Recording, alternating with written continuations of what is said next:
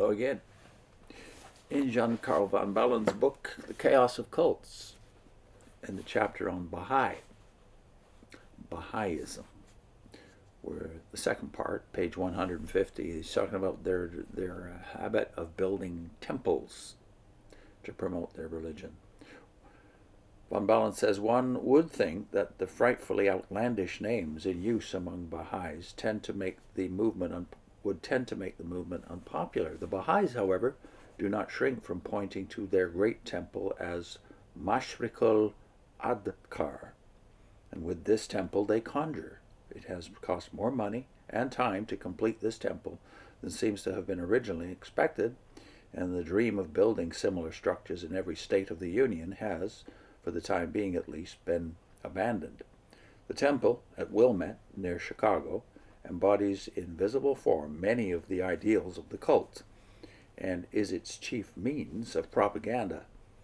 In an illustrated pamphlet on the Bahai House of Worship, an institution of the World Order of Baha'u'llah, Genevieve L. Coy informs us that as musicians, artists, poets receive their inspiration from another realm, so the late Louis Bourgeois, architect of the temple, through all his years of labor, was ever conscious that Baha'u'llah was the creator of this building to be erected to his glory.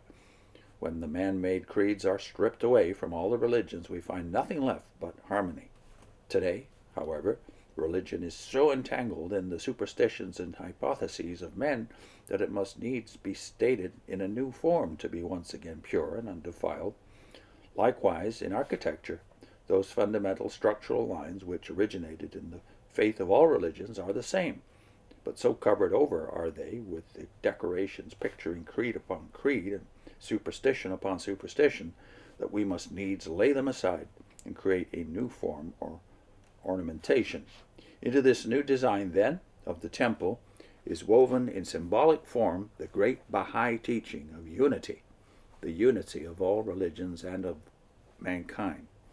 There are combinations of mathematical lines symbolizing those of the universe, and in their intricate merging of circle into circle, of circle within circle, we visualize the merging of all the religions into one. That's all, quote, from Genevieve L. Coy.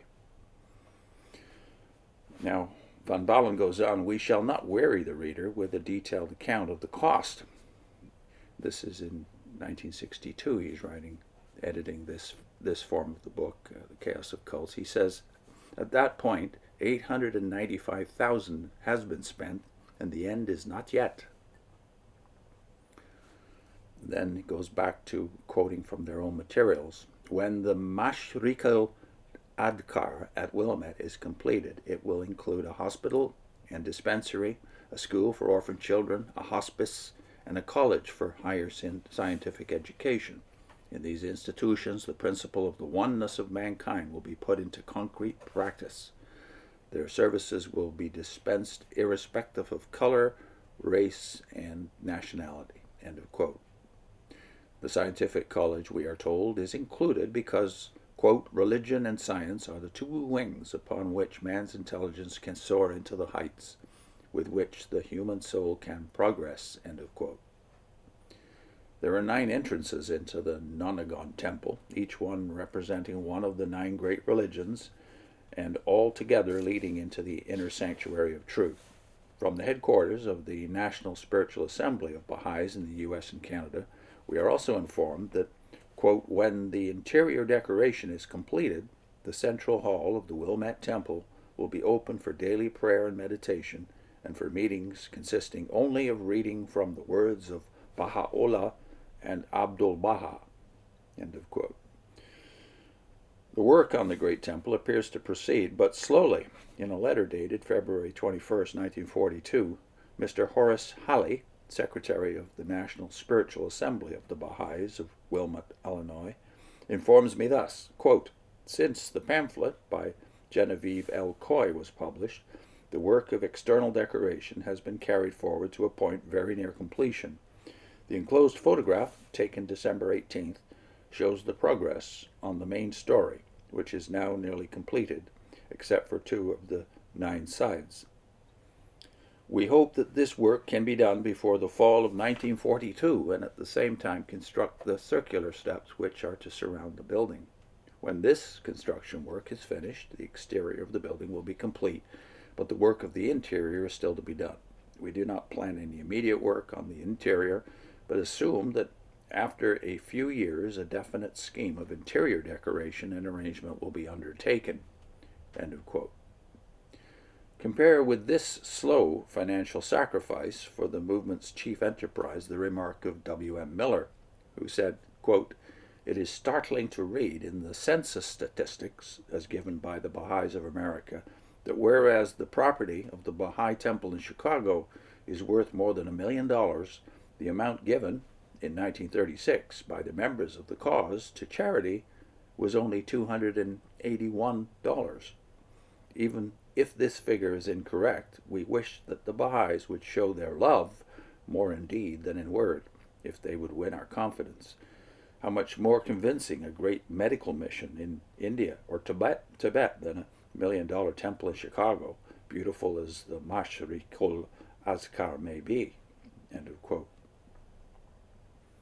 To this may be added that the Bahai Centenary, 1844 to 1944, published in 1944 by the Bahai Publishing Company, Wilmette, Illinois, states that the superstructure was finished in 1931 and the exterior ornamentation was completed between 1932 and 43. From the same source, we learn that 4 Bahai schools have been established in the United States, some of which, judging from the photographs, are quite elaborate.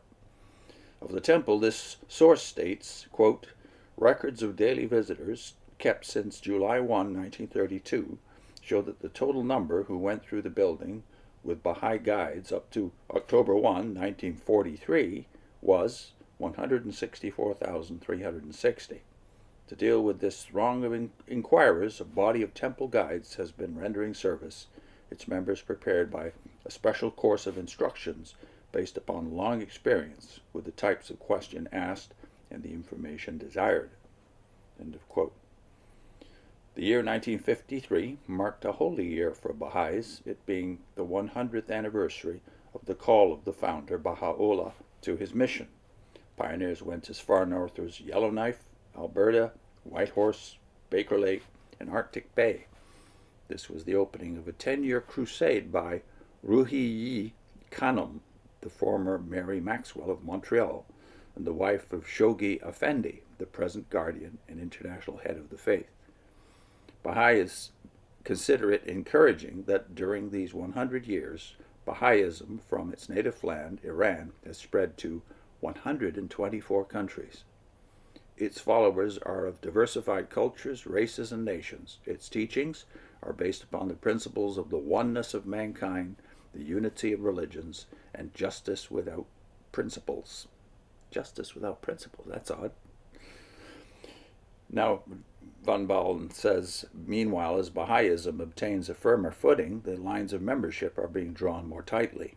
A recent Baha'i work, All Things Made New, by John Farabee, in 1958, states, quote, "For a Baha'i to belong to an organization, religious or secular, membership of which implies holding beliefs or approving aims out of harmony with the teachings of Baha'u'llah, would amount either to a denial of faith in those teachings or to open insincerity.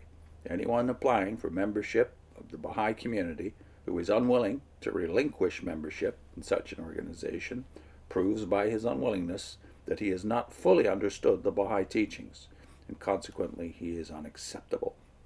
For the same reason, a Baha'i who insists on joining such an organization after his assembly has warned him not to is liable to be deprived of his voting right in the Baha'i community. There are very few organizations whose beliefs and aims are wholly consistent with the Baha'i teachings. Virtually all religious organizations, except perhaps the few concerned with comparative religion, require some sort of belief to which a Baha'i cannot subscribe. This sounds rather odd for a world religion. And next he gets to the appraisal, the theological appraisal of Baha'ism. This time I'll put in a link to Another faith that was founded in 1844, or dates from 1844, that's Seventh-day Adventism. Anthony Hoekema, another Reformed scholar like von Baalen, is analyzing whether Seventh-day Adventism is a cult. I'll put in a link to our rather lengthy Adventism playlist, which doesn't just deal with Seventh-day Adventism, but all the forms of Adventism during the 19th century. See you next time.